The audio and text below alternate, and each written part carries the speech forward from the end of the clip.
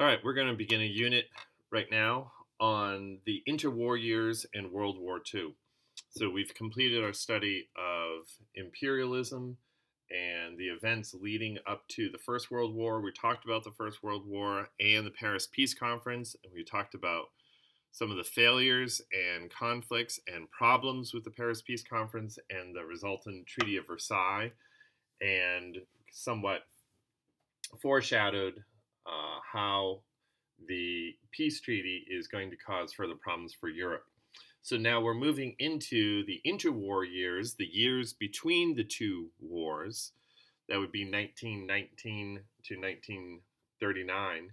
And then we will talk about the run up to World War II and then the war itself. So a lot of stuff in this unit, a lot of things to know, so you can just follow along on your handout and on each slide.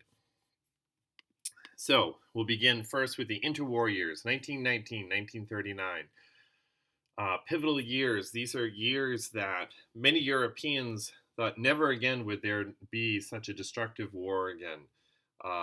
There was a lot of regret that the war had been fought. Somewhere around 20 million lives lost in the First World War, and a firm determination on the part of so many in Europe to never let it happen again.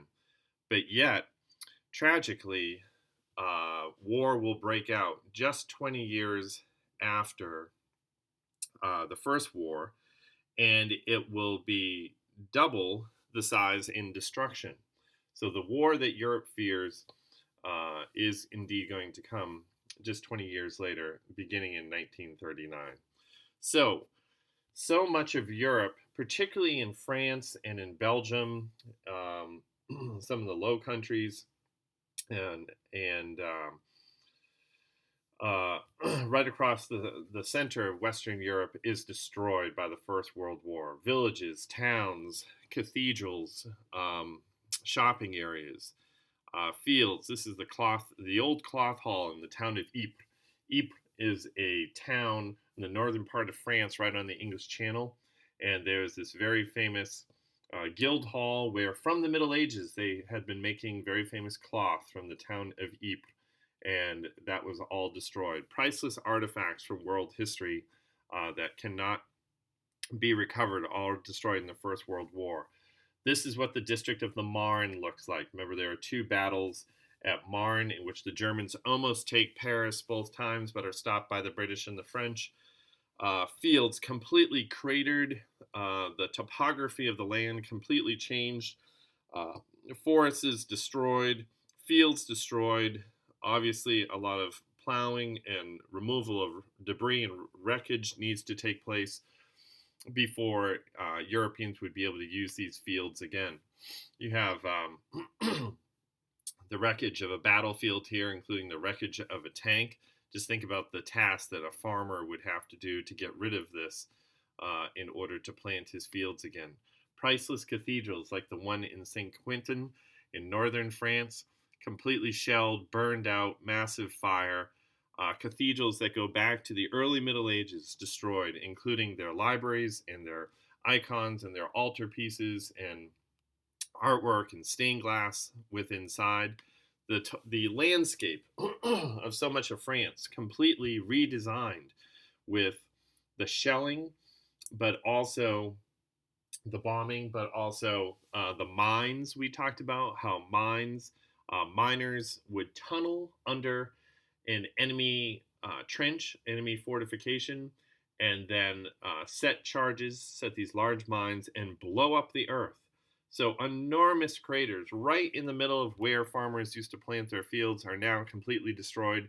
A lot of these still remain in France. They've just been kind of groomed and contoured, maybe added some trees. They are now used as watering holes for livestock and to irrigate fields. Horrifically, at the bottom of a lot of these craters filled with water is, of course, full of human remains and the leftover from battles that took place in the First World War. There are not a lot of areas left that you can go in Europe and see the remnants of the First Great War, but they are there. This is the somewhat filled in trench fortification.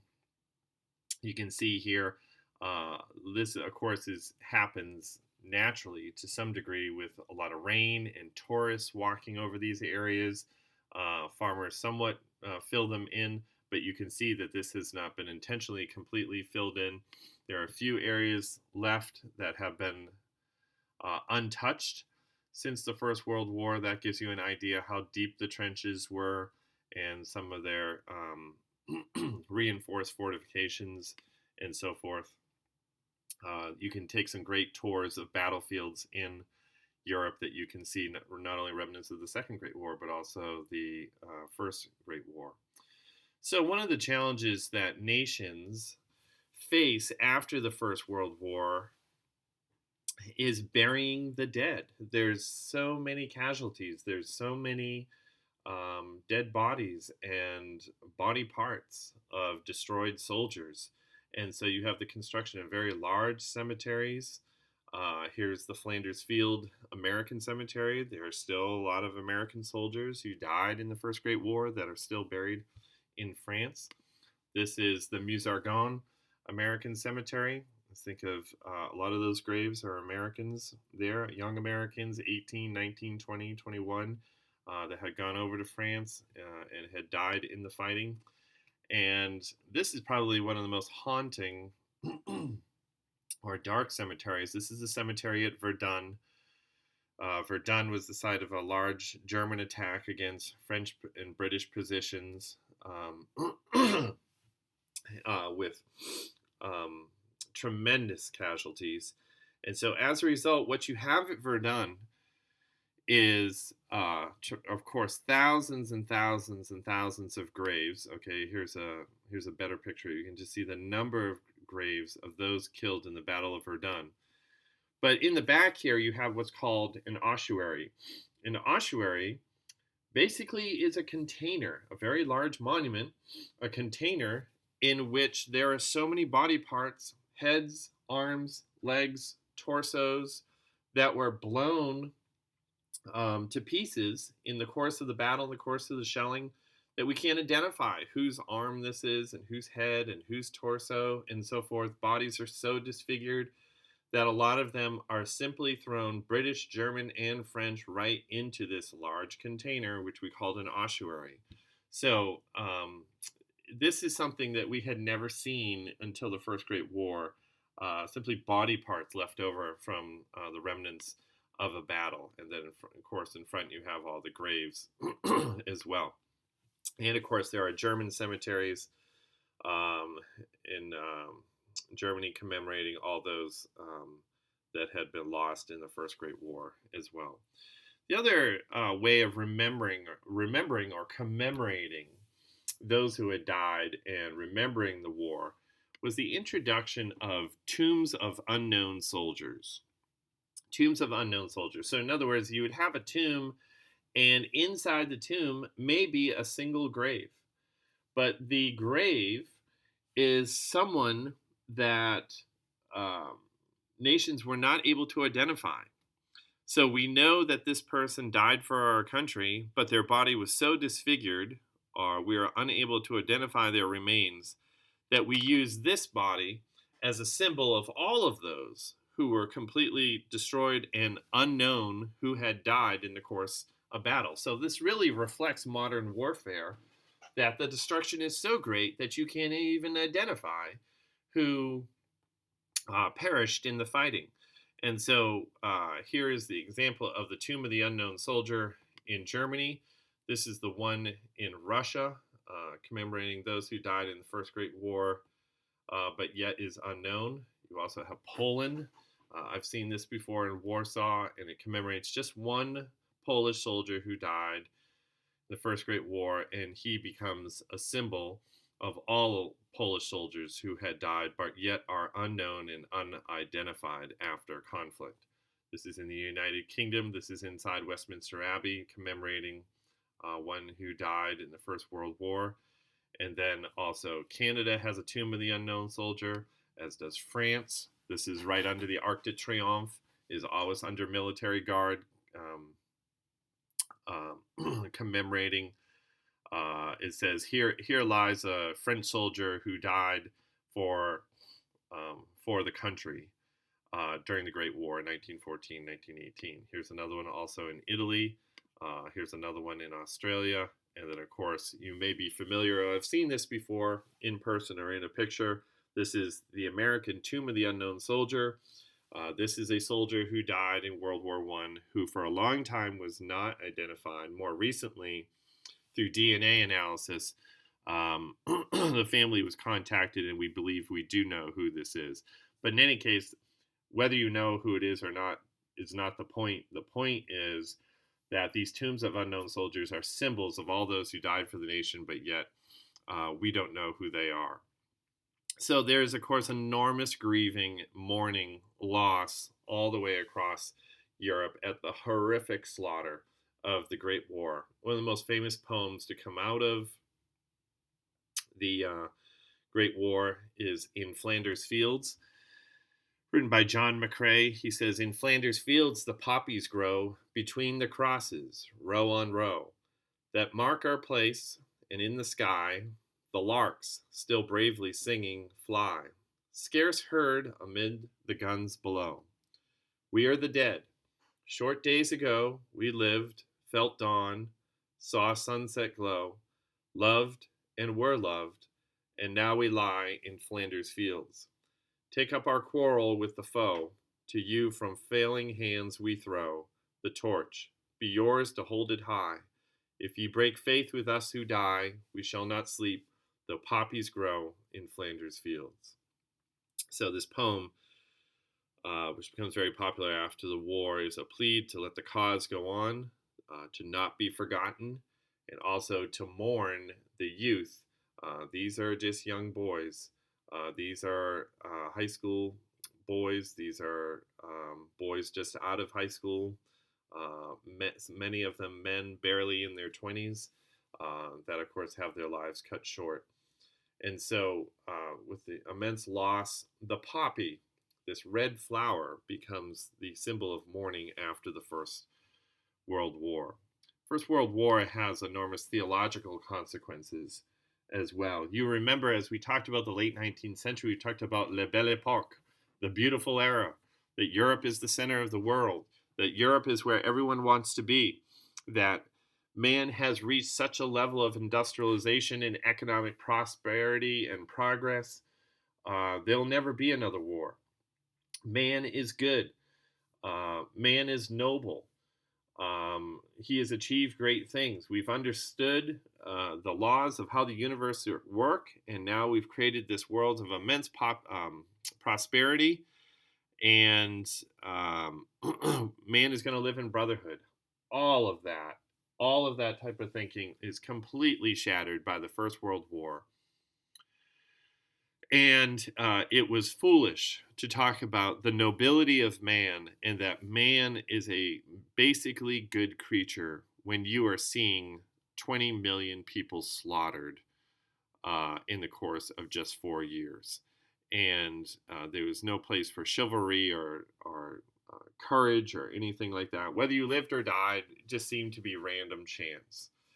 And so the Christian church in Europe had promoted a lot of those ideas of the nobility of man until the First World War.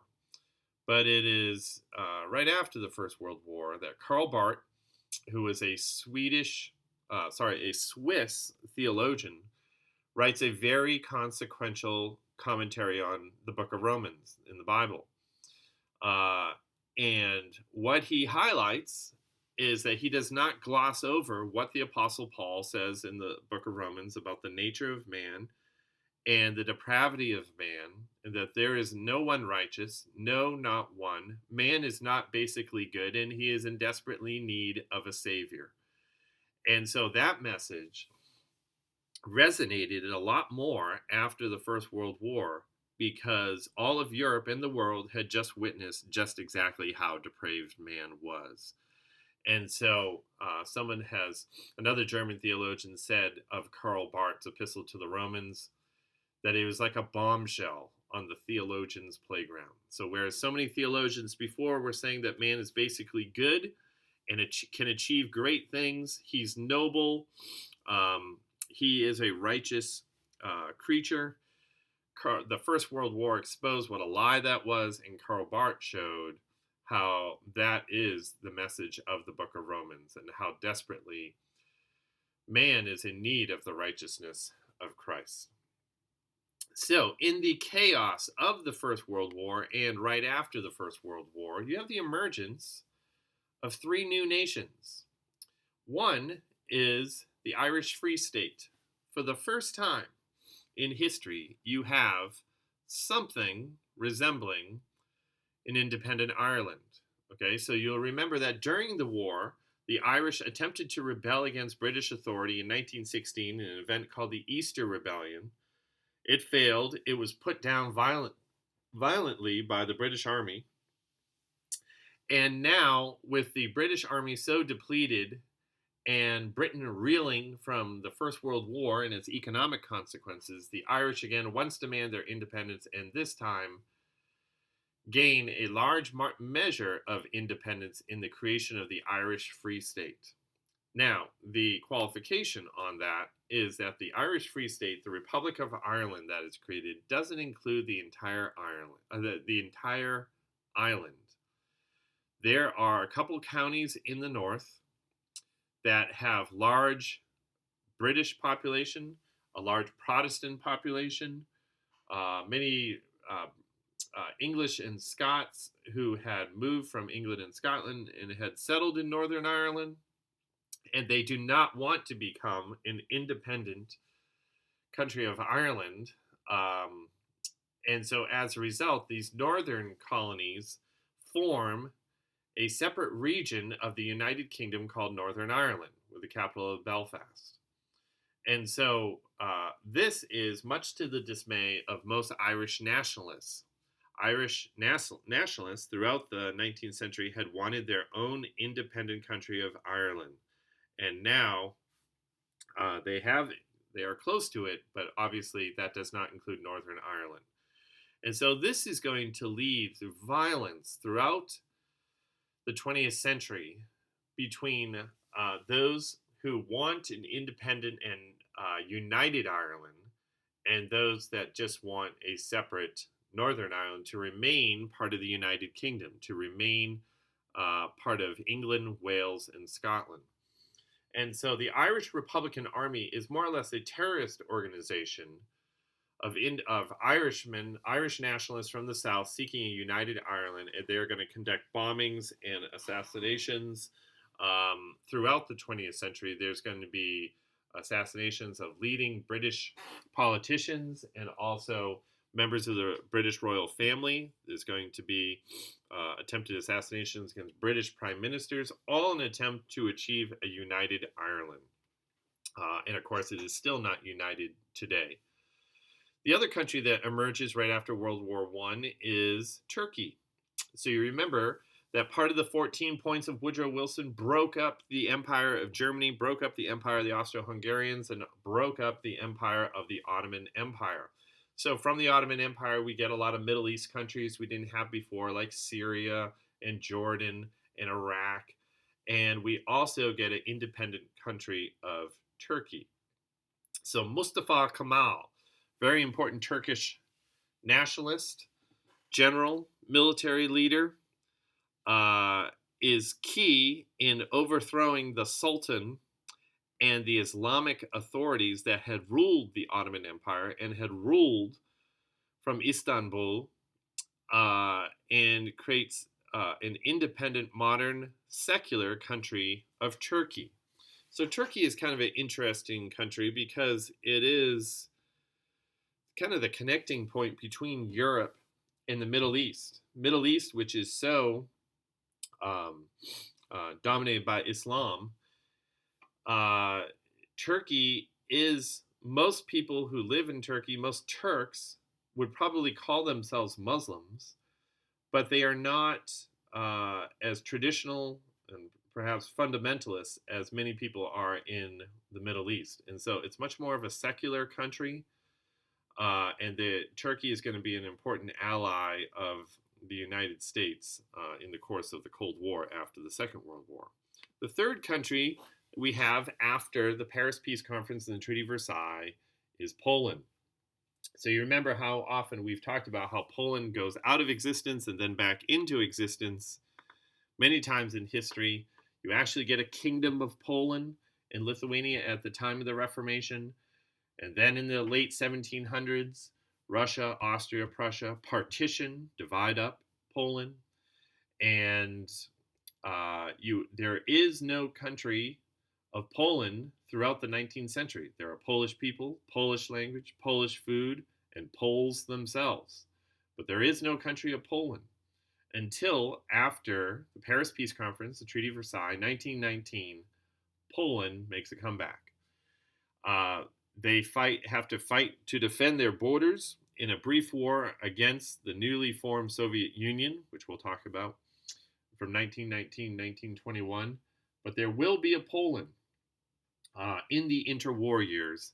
But unfortunately, this is really going to be the first country that Hitler invades in September of 1939. So, you'll remember that from the Paris Peace Conference and the Treaty of Versailles, all the problems that may have existed in the treaty, all the unresolved issues from the First World War, and any future international dispute would always be resolved through the League of Nations. So the League of Nations is this international body that is created so people will negotiate their problems and not go to war. Each member nation could send representatives. Here's a map of various members of the League of Nations. This is going to prevent another war.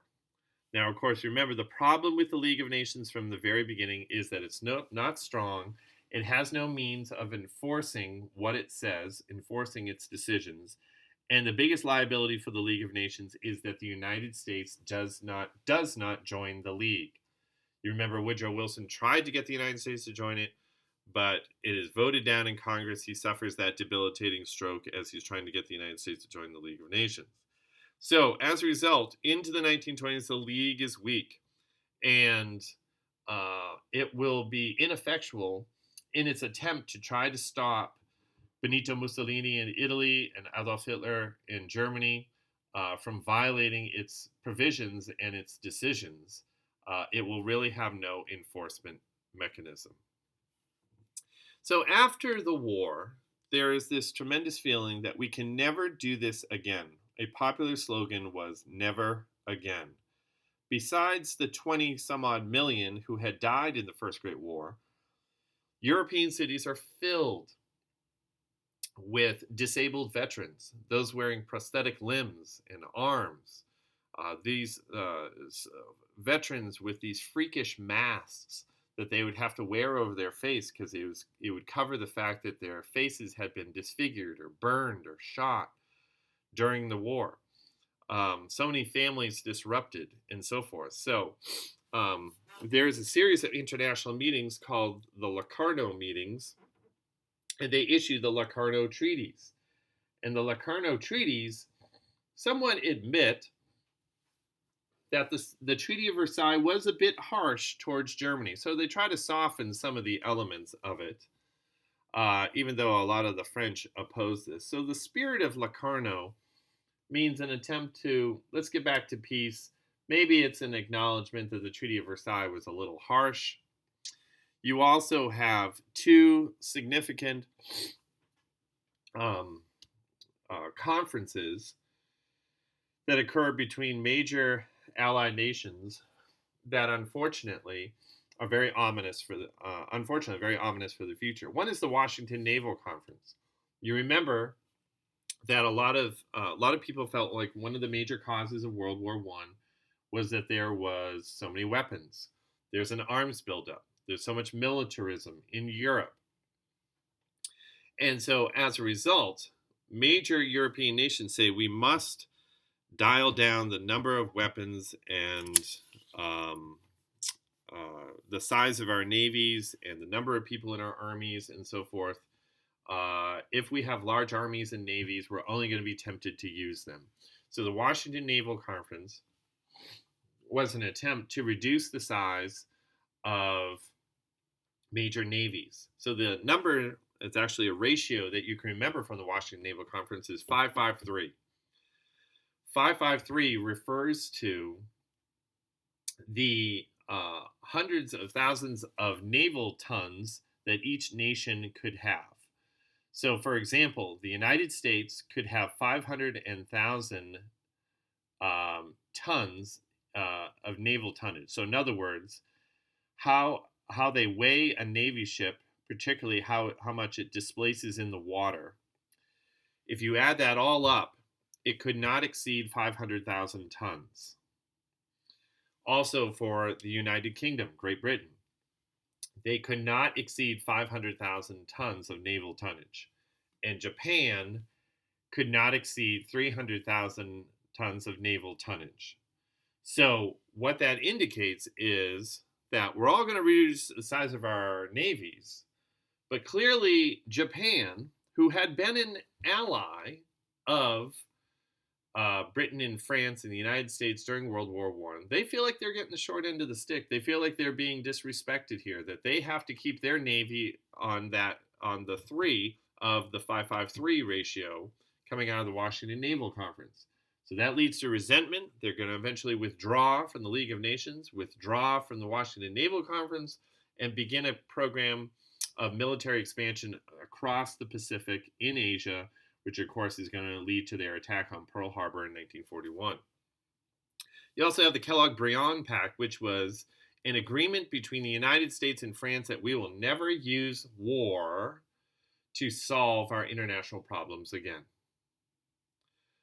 Now, that was incredibly optimistic and incredibly naive, because man, throughout his history, has never been able to avoid war.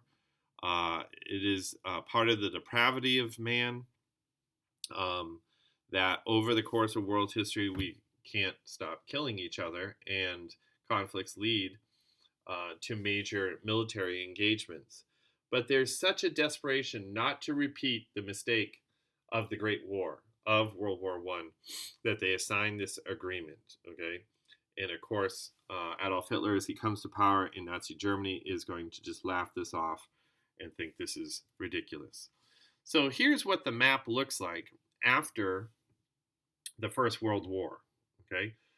So Great Britain now includes Northern Ireland, so all of Wales, England, Scotland, and Northern Ireland will form the United Kingdom.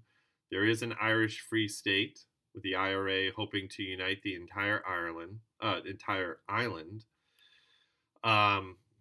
France gains a little bit of land at Germany's expense after the First World War, and of course they're expecting those very large reparations payments.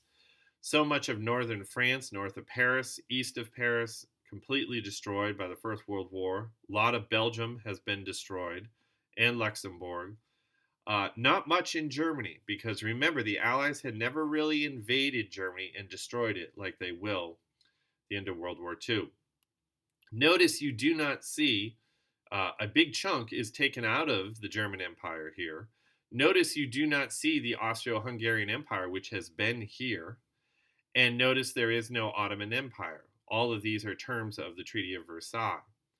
So what you do have is many new nations in 1919. You have Estonia, you have Latvia, Lithuania. Here's that independent Poland. You have the creation of the Union of Soviet Socialist Republics, so the USSR, the Soviet Union, which we'll talk about in this unit, and Joseph Stalin. Remember, Russia suffers through the Russian Revolution. The Bolsheviks take over. The Tsar and his family are killed, and so they create the Soviet Union. Out of the Austro-Hungarian Empire, which was throughout all this area here, you do have a small, very humbled country of Austria. You have a small country of Hungary. You have the creation of a new unified country of Czechoslovakia, Czechs and Slovaks. You also have the country of Romania And remember, all those mixed nationalities in the Austro-Hungarian Empire, whether they be Slavs, Croats, Serbs, Bosnians, Kosovars, Montenegrins, Slovenians, Albanians, all of them, the negotiators of the Treaty of Versailles weren't exactly sure what to do with all of them, so they put them all together, even though a lot of them don't like each other, put them all together and create this united country for Slavs called Yugoslavia. That is a complete fabrication, and it's really not going to work. Okay, and before the end of our course, we'll talk about the violent civil wars that occur in Yugoslavia. And then, of course, you have um, independent Greece and Bulgaria, and then you have the country of Turkey, and of course, the Middle East is broken up out of the Ottoman Empire as well. So the map in 1919 looks completely different than it did just 5 years ago at the beginning of the First World War in 1914. Now, the decade after the First World War, after the Paris Peace Conference Treaty of Versailles, is a very popular decade to study. It's a very fascinating decade, right? How do people pick up with their lives? How do nations and continents pick up with their lives and move forward after this major economic, military, and political disruption known as the First Great War and the revolutions that came with it? So the 20s, the 1920s, part of these interwar years, are very famous for their almost eat, drink, and be merry attitude. Eat, drink, and be merry, for tomorrow we die. That is pretty much the mentality. You remember a lot of soldiers do come home from war, and they just saw their best friends blown to bits. They just saw the most horrific suffering the world had ever seen. They had just seen man's cruelty to each other. It was ridiculous to come back and talk about, let's create a perfect world. The world is getting better. It's progressing. Man is basically good. That was foolish talk in the 1920s. So as a result, there's very much an indulgent atmosphere in Western nations after the First World War. So in Berlin, you see this particularly. In Berlin, it's called the Golden 20s, a time of enjoyment, indulgence, kind of do whatever you want, because life is short, life is meaningless, it's going to be over soon, so you might as well just enjoy yourself. So as a result, 1920s Berlin is a very decadent, indulgent, sensual place. 1920s Berlin is famous for its nightclubs, its nightlife, its cabaret clubs. There is rampant drug use. It's famous for its theaters. Prostitution is legal. There's rampant pornography being published and distributed and purchased in Berlin. There's a lot of drugs in Berlin. There's national humiliation, national regret regarding the First World War. Germans had lost over 1 million men in the course of the First World War. And so as a result, there is this desire to completely indulge yourself. And so as a result, you can see prostitutes buying cocaine here, 1930, all these dinner clubs and so forth. It's a very decadent, indulgent place, very much like Berlin is today. It's a place where you can just throw off all inhibitions and just go do whatever you want and get whatever you want. And so as a result, Hitler, when he begins his political career and comes to power, he is particularly going to rail against the indulgence and the worldliness of Berlin when he comes to power, and blame this on the Jews and say, look, is what has happened to the German race. We are better than this, and we need to throw off these Jewish temptations. Okay. In France, the 1920s are known as Années Folie, the crazy years. So Paris becomes very famous for its prostitutes and its dinner theaters, strip shows, nightlife, indulgence, drinking, partying, and so forth, which is very abundant in Paris. A lot of American soldiers indulge in a lot of this before they go home.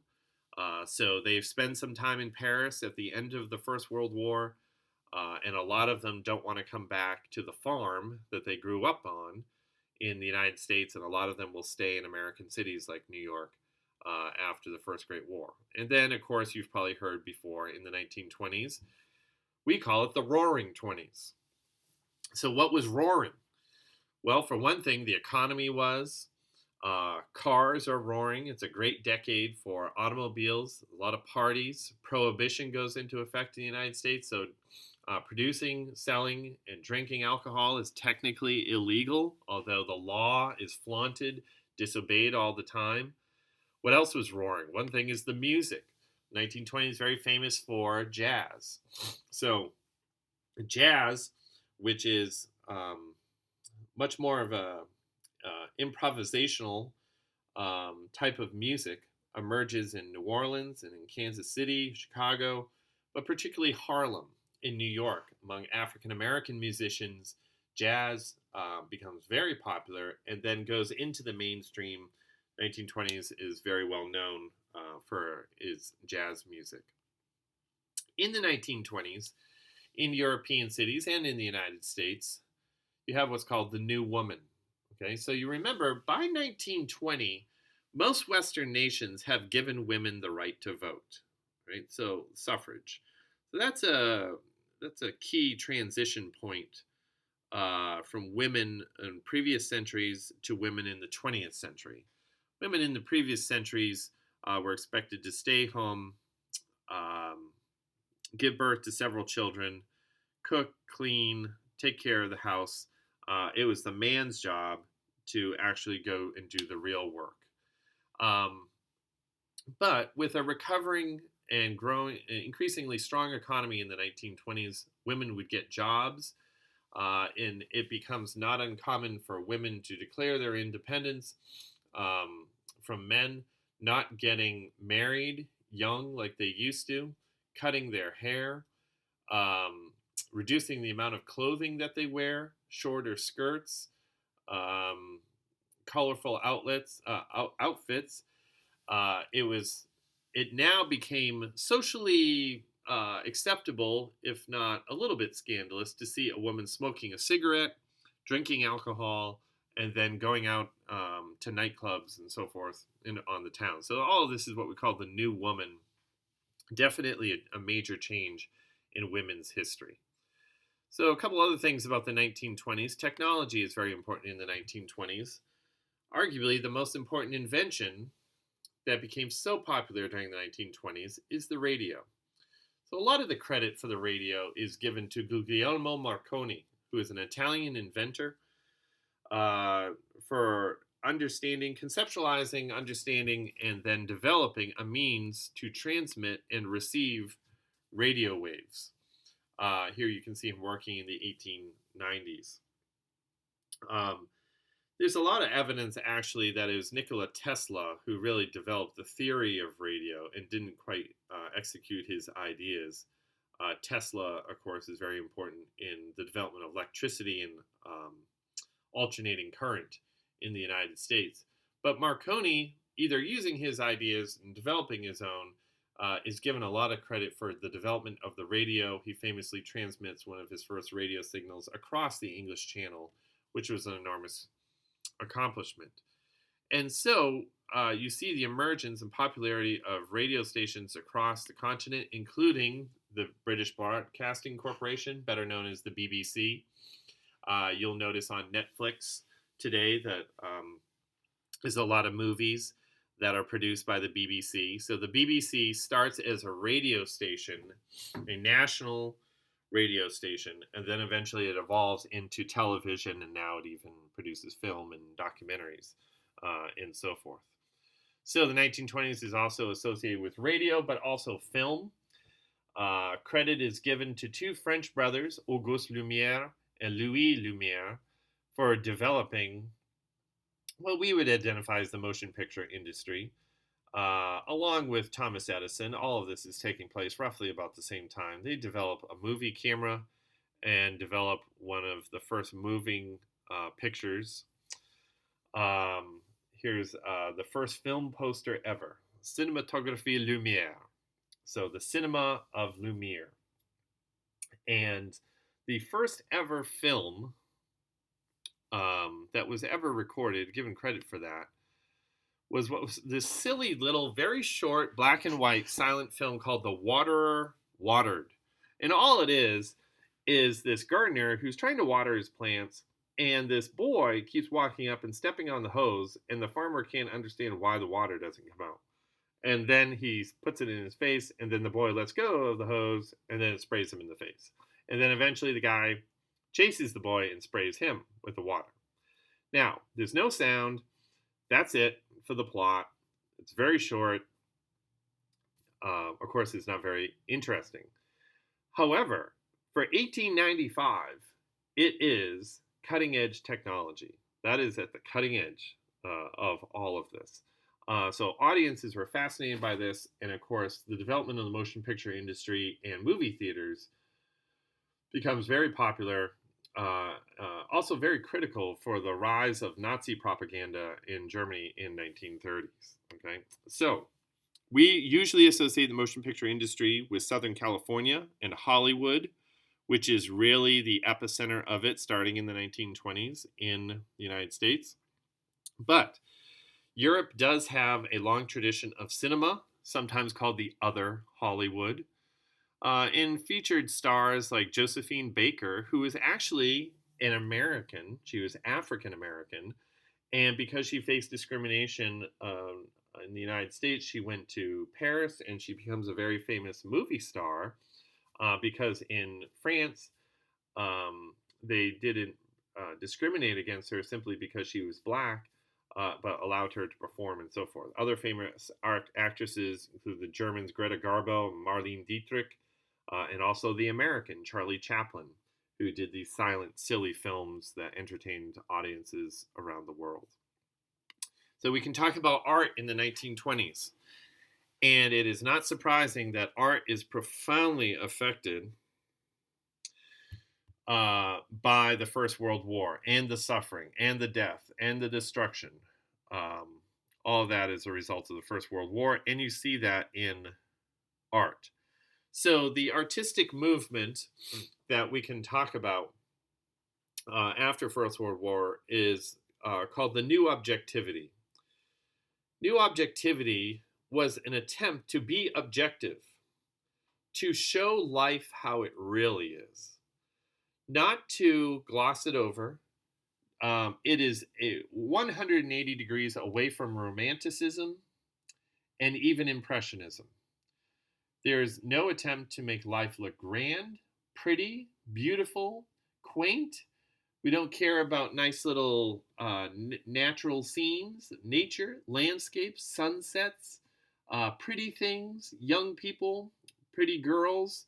We don't care about all that. What we care about is life as reality, because we just saw the most jolting, realistic experience of our lives in the First Great War.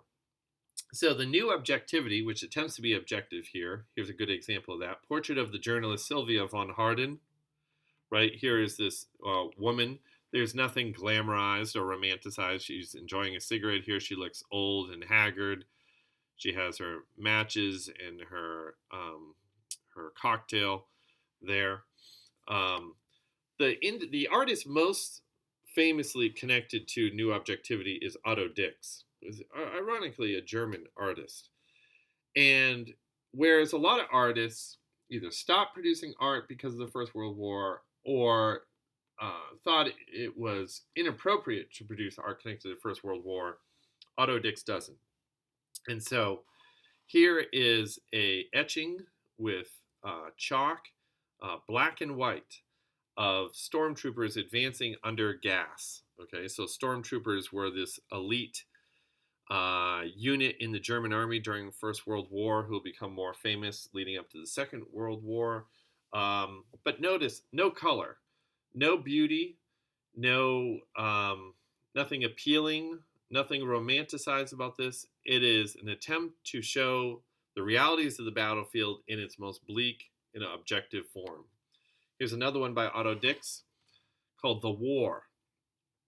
If you look back, if you look from a distance, it just seems blurry. There's a lot of bland, gray, brown, dark colors. It's a place of suffering. But when you look closer, you can see that there are soldiers who are covered their face with gas masks or don't show their face. The dead or near dead are lying in these hollowed out trenches below ground. Soldiers above ground are either dead and have become part of the landscape. There's a skeleton hanging from a tree limb, it looks like, from the top. Soldiers huddled up with blankets, along with the dead, have become part of the landscape. Body parts hanging around. It's a very bleak description, but it's a very realistic description. Here is another depiction here. This is Flanders. Flanders, a part of Belgium, where the German army had invaded and achieved so much destruction. You can see some of these soldiers are alive, some are dead.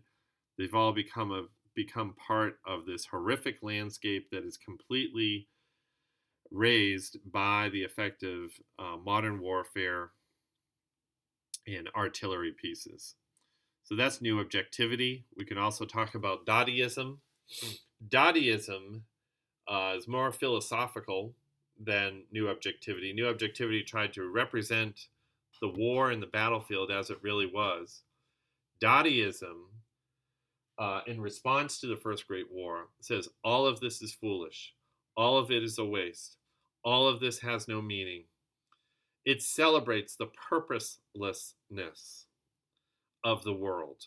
How can you talk about noble, beautiful things when you just saw what we witnessed? It's anti-establishment. It's anti-art.